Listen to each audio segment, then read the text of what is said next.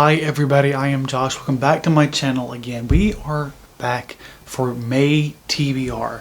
It is the Asian Readathon, one of the few readathons that I am always super excited to get to every year.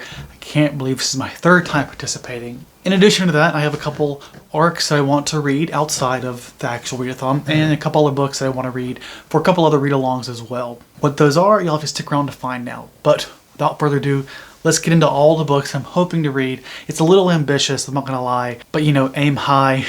I'm bound to succeed in some way, I guess.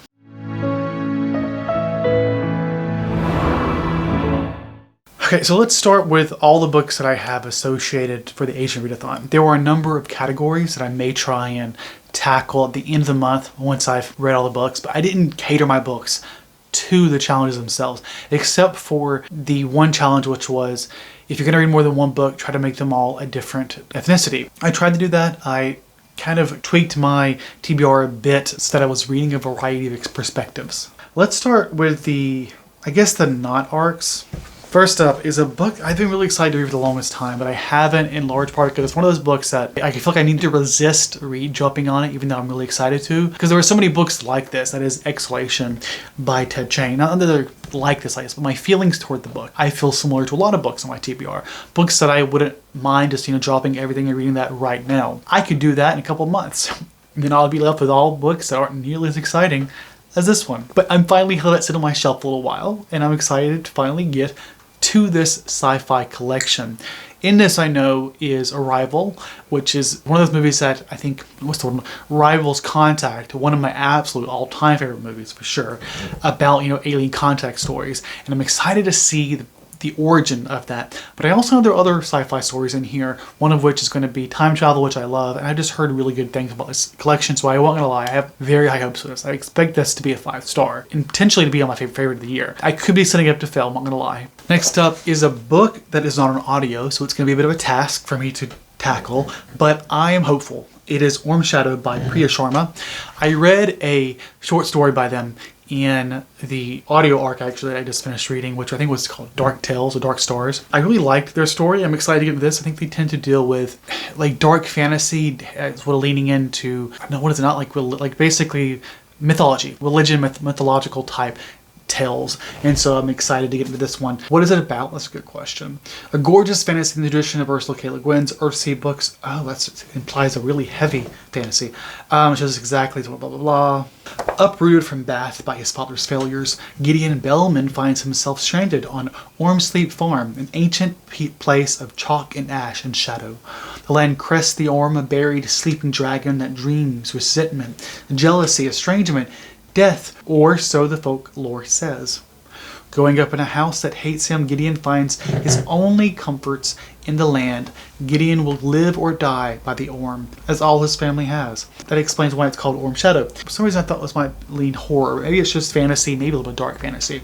We will see. I've heard great things, and I'm excited to push myself to read it. And it's one of those situations where, despite my resistance to read something physically, in the rare cases where I do it, I find it uniquely satisfying in a way that audiobooks aren't. I still love audiobooks, and I will not stop every time I get the chance to read one, but I love being motivated to try to break out that mold. Next up is a book that I will absolutely be reading this month. I promise you, unless something catastrophic happens and I just this month is a failure, I'm going to get to Indra Das's The Devourers. I have been putting this on my TBR so many times in the last year. This is a monster horror story, and I'm really excited to get to it. I'm pretty sure it's queer, and I feel like I read somewhere that Indra Das is, I believe, non-binary. I will confirm that before I edit this.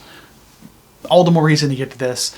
I hate that I've waited so long. It's some kind of monster flick. Monster flick. I talk about it as if it's a movie, but it's a book, obviously. Okay, another fantasy, maybe a little dark, maybe a little thriller. Another one I'm super excited for by, getting ahead of myself, Exit West by Mohsin Mohammed. And this is one that is about some, not refugees, but I think there are people who are trying to flee their home that is basically under attack, under some kind of war is going on. And when they take the exit out of the city, it takes them somewhere dark, maybe fantastical, I'm not totally sure. and they have to sort of exist or somehow navigate this new terrain that they find themselves in.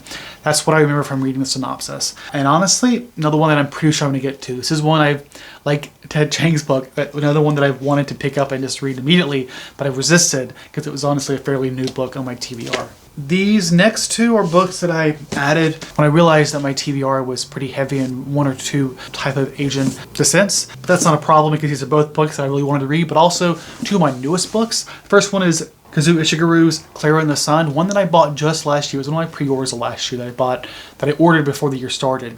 So it's one of those books that, like the others I just presented to you, that I'm hesitant to pick up too quickly because I want to let it sort of, what's the word I'm looking for, marinate on my TBR. Like, so it sits there, I have that time to let myself along for it. I know that's weird, but I like to, one, get to books that are older, but two, let myself long for something. And it also gives me time to make sure that my desire to read something is also really true and not just a fleeting, passing fancy, you might say. This is about, I want to say, a robot. And Clara is the robot, and she's like in a store and people are passing by her. I'm not entirely sure. I think that just has to do with that kind of themes around existence probably, and maybe capitalism, based off that very little that I know about it. And that's like based off what I remember from someone talking about what the book was about. So I might be off what I'm remembering there, but I'm okay with going into this one a little bit blind. Now, I will say that because this TBR is so big, I'm still going to be prioritizing that one towards the end of the month, that's in lower than the other books I want to read. Like I said, it's one of my newer books on my TBR, so I'm okay with not getting to it too quickly. Another one like that is going to be Sapiens, A Brief History of Humankind by Yuval Noah Harari. This is a nonfiction history, maybe a little bit of science history, anthropology book. I wanted a science book and I wanted a history book. This might be the only one. I may have another science one on here, actually. In any case, I want to get to this one.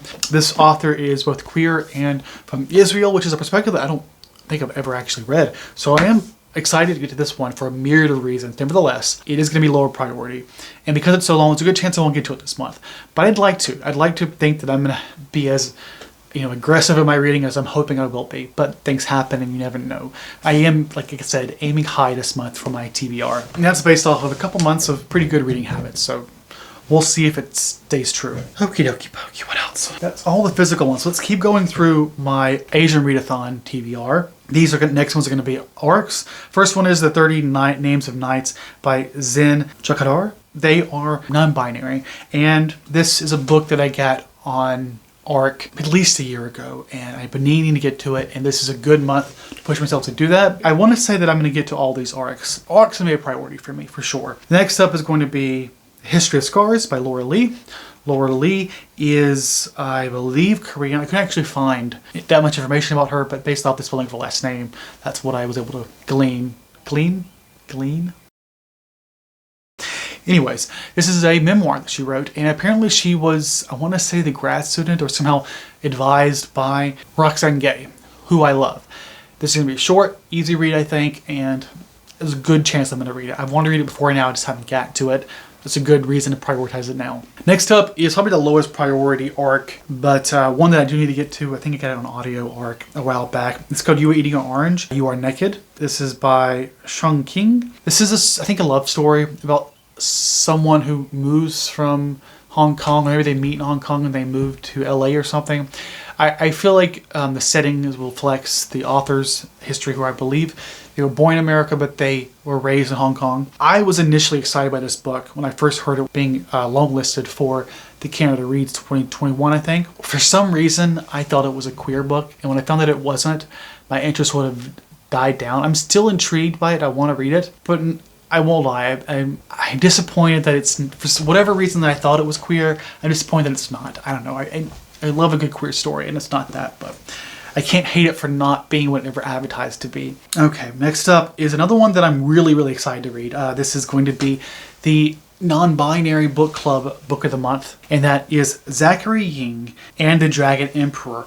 I have a high chance of me getting to this one, both because it's an arc and because it is on the book club for the month. And I'm excited to be participating this month for that book club. So I'll definitely be getting that this month. It's published this month, that is to say May. I'm not sure the exact date. You know what I just realized? That was another book that I forgot to highlight here. There's a queer novella fantasy, The Order of the Pure Moon Reflected in Water by Zhen Chao. This is another one that I hope to get to, but it's another new one I think on my TBR, so it's getting a lower priority, but still, it's not an ARC obviously, I own it, but it is a book on my Asian Readathon book list, and it's short, so I think there's a decent chance that I get to it. But now that's all in my Asian Readathon TBR. It's actually pretty extensive. I don't think I originally planned this TBR to be so highly focused on the Asian Readathon. It's just, you know, when I start thinking about what I want to read for something like that, it was the same with Blackathon. I look at my shelf and there are so many books by Asian authors that I want to read. I'm like, oh, well, fuck it. If not now, then when? So, like I said, I wish I had a wider vocabulary of words, but I'm excited. That's all I seem capable of articulating to you, so here we are. But I do have a few more books. Let's keep going with the ARCs. Someone in Time. There's nothing unique. I think there might be some queer stories. Other than that, it's just a general time travel romance anthology. Not heavy into romance, but am heavy into time travel. And I'm excited to see how they use this trope. I think I've read one that really sticks out, time travel romance, and that was this book, Virtue Methods in Somewhere in Time, which I've talked about several times of late on my channel. This one just felt kind of creepy, I'm not gonna lie. So I'm hoping to read some books that do that task of, you know, a love story through time a bit more effectively. I guess there's also 11/22/63 by Stephen King, which I think has a great romance. I want your love and I want your revenge. You and me could have a bad romance. Okay, sorry. Next up, another romance, actually. This is the month of romances. You Made a Fool of Death in Your Beauty. I'd hope to get to this month, but I didn't get to it. So it's going to be in May, and this is the new release by Akwaeke Emezi. I am super excited, super honored to be granted an ARC for this, which is why I'm going to read this as soon as I can in May and hopefully get the review out to you. Actually, I think I have it planned right now. If my channel goals go as planned, I'm trying to do more reviews. You may have noticed I've released several. I'm finding I'm enjoying reviews more. Maybe because I've been doing this for 3 years now, or 2.5 years, I'm finding it easier to make a review that feels, I guess, substantive to me at least. So I'm actually planning more of those. And this one's probably going to be released hopefully early June, because I think I'm trying to prioritize the queer reviews for June since, you know, it's LGBT Pride Month. But in any case, super excited for this one.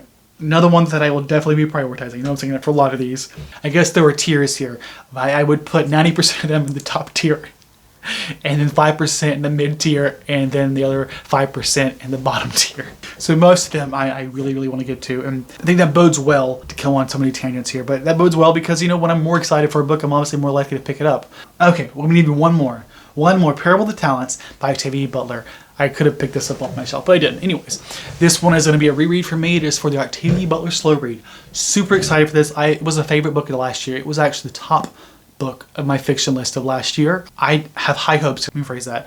I'm absolutely certain it'll be an amazing book, and I'm really excited to be able to participate in the larger discussion in the Octavia Butler slow read, to hear what everyone has to say about it, and just hear their commentary, and could let that add to my experience overall and make this reread even better than the first time. I hope to do a series review as well once I'm done with that. Once we've done the live show and everything, that's probably won't be until June, maybe even July. I'm also assuming I will be posting anything. The closer we get to August, the closer I get to my defense, and the less time I'm going to have to read. But right now, I can live in a fantasy land where I pretend like I have time to read, work, and write reviews and film for you. Isn't that just like a happy fantasy for us to live in right now? And then there are other books, I'm not going to lie, on my shelf, ARCs that I want to get to, but I won't mention them because I really know I don't have the time. But I won't lie, there's a chance that I feel compelled by the power of ARCs to pick them up and read them in place of these other ones. I know I shouldn't. You know, the heart wants what the heart wants. So we'll see what happens.